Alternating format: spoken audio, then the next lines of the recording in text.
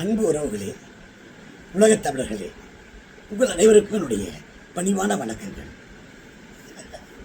இன்னைக்கு ஒரு கதை, அழகான கதை. ஒரு ரெண்டு மனுஷங்களுக்குள்ளார ஏற்படக்கூடிய மனக்குழப்பங்கள். நல்லவன் ஒருத்தர் இல்லை, ரெண்டு பேருமே கதையில் இருக்காங்க. காஞ்சிபுரத்துக்கு அப்புறம் இந்த பாலுசெட்டி சத்திரம்னு ஒரு இடம் இருக்கும். அங்கே ஒரு சிவ விஷ்ணு கோயில் இருக்கு. அந்த கோயிலில் விஷ்ணு அப்படின்னு ஒரு அர்ச்சகர், வயசு என்ன இருக்கும், ஒரு 25-26 வயசு தான் இருக்கும். நல்ல பையன், ரொம்ப ரொம்ப நல்ல பையன். வரக்கூடியவங்களுக்கு ரொம்ப அன்பாக சுவாமிகிட்ட கொண்டு போய் பூஜை பண்ண வச்சுட்டு அதை கொண்டு வந்து கொடுக்குறது, பிரசாதம் கொடுக்கறது எல்லாம். அந்த கோயிலுக்கு காமாட்சின்னு ஒரு பொண்ணு, அவ சிவபக்தி, இவர் விஷ்ணு பக்தர். அது ரெண்டு பேரும் பிராமின்ஸ் தான். அந்த காமாட்சி மேலே இவருக்கு ஒரு பிரியம். ஏன்னா அவருக்கு ஒரே ஒரு அம்மா தான் இருக்காங்க, அது இவருக்கு தெரியும். ஒரே ஊர்க்காரங்க தானே. ஒரு நாள் காமாட்சிகிட்ட பேசலாம், இது சம்பந்தமாக பேசி பார்ப்போம் அப்படின்ட்டு பேசுகிறார். காமாட்சி, ஒரு விஷயம் உங்கள்கிட்ட பேசணும்னு நினைக்கிறேன், கோச்சிக்க மாட்டேன்? இல்லை சொல்லுங்க, ஒன்றும் பிரச்சனை இல்லை. இல்லை, எங்கள் ஆத்துல எங்கள் அப்பா அம்மா அவ்வளோதான், வேறு யாரும் இல்லை. நான் ஒரே பையன். உன் வீட்லேயும் நீ ஒரே பொண்ணு, அம்மா மட்டும் இருக்கா தெரியும். எனக்கு உன்னை கல்யாணம் பண்ணிக்கணும்னு ஆசையாக இருக்குது. என்னமோ தெரியல, பெருமாள் நினைக்கிறாரா இல்லை நான் நினைக்கிறேன்னா எனக்கு என்ன புரியல. என்னமோ தோணுச்சு, சொல்லிட்டேன். தப்பாக இருந்தால் மன்னிச்சுக்கோ. காமாட்சி சொல்கிறா, அப்படிலாம் இல்லைங்க.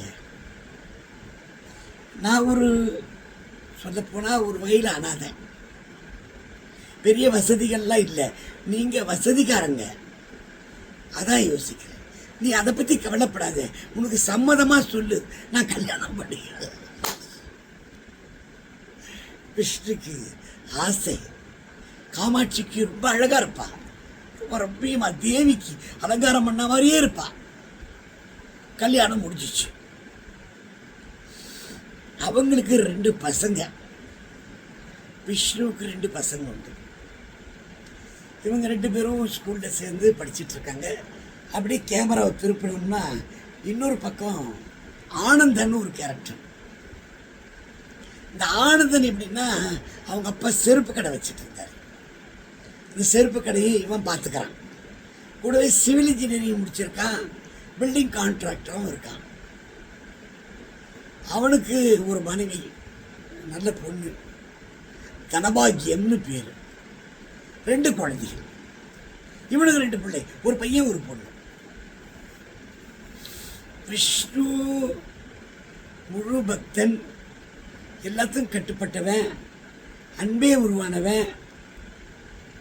கோவமே அவன்கிட்ட பார்க்க முடியாது. அதுக்கு நேர் எதிர் நம்மால் செருப்பு கிடக்காரு. புருக்கு புருக்கு புருக்கு புருக்குன்னு கோவம் வரும். எதுக்கு கோவம் வரும்னு அவருக்கும் தெரியாது, பசங்களுக்கும் தெரியாது, அந்த அம்மாவுக்கும் தெரியாது, ஏன் அவருக்கே தெரியாது. இடையே காலம் போயிட்டு இருக்கு. இந்த 4 பிள்ளைகளும் ஒரே ஸ்கூல்ல படிக்கிறாங்க. இந்த 4 பிள்ளைகளும் ஒன்றா படிக்கிறாங்க, எல்லாம் புத்திசாலிகளா. இவன் 2 பேரும், இவனும் 2 பசங்களும் ஆம்பளை பசங்க இருக்கா பாருங்க. இவனுடைய விஷ்ணுவோட பையனும் அவனோட பையனும் செருப்புக்கார பையனும் ஒரே கிளாஸில் படிக்கிறாங்க. விஷ்ணுவோட பொண்ணும் செருப்புக்கார பொண்ணும் ஒரே கிளாஸில் படிக்கிறாங்க. இவன் பேர் கோதை, அவன் பேர் சாமுண்டீஸ்வரி, சாமுன்னு. ரொம்ப நல்ல அழகாக போயிட்டுருக்கு வாழ்க்கை.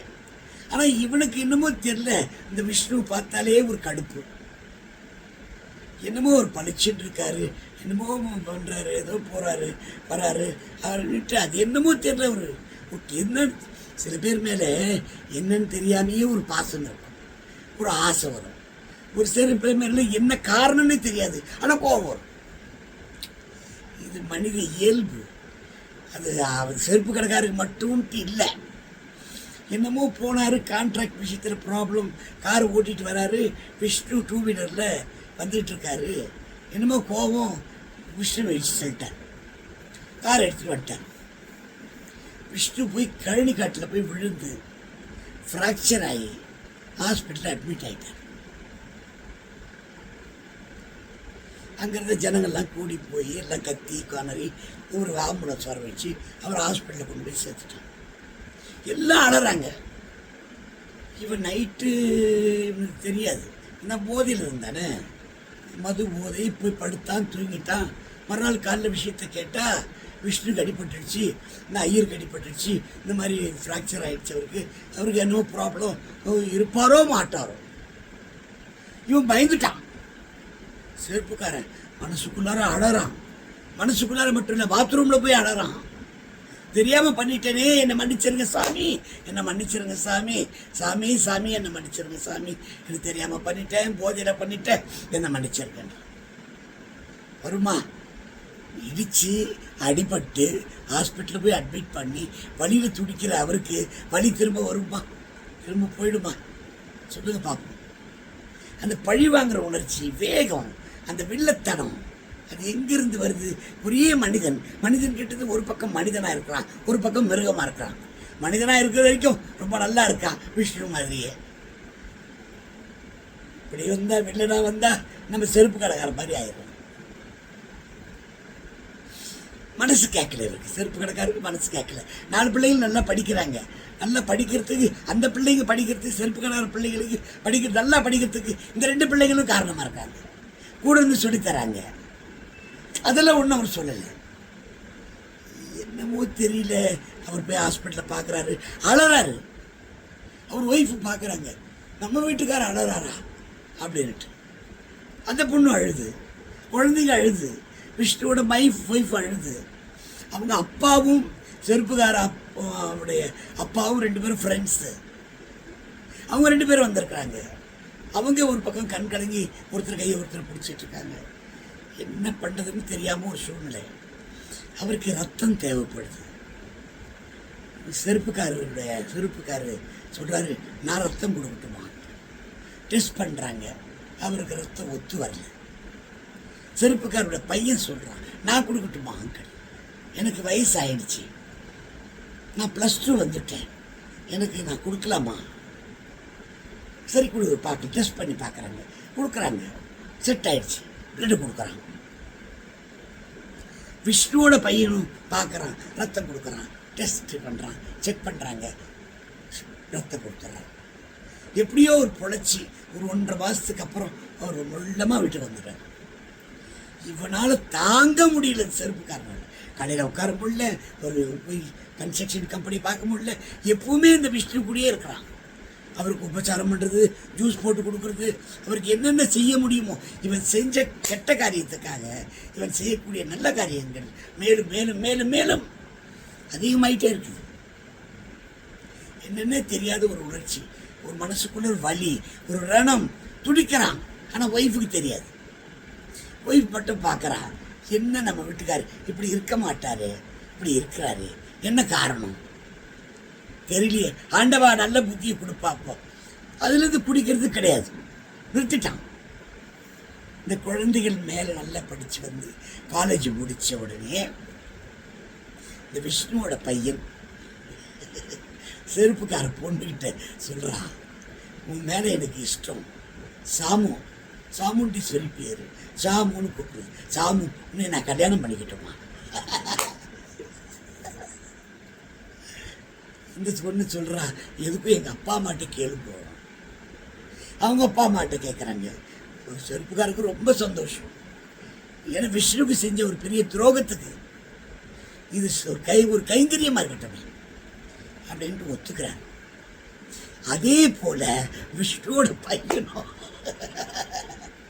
செருப்புக்கார பொண்ணை விரும்புகிறான் ஒரு பக்கம்.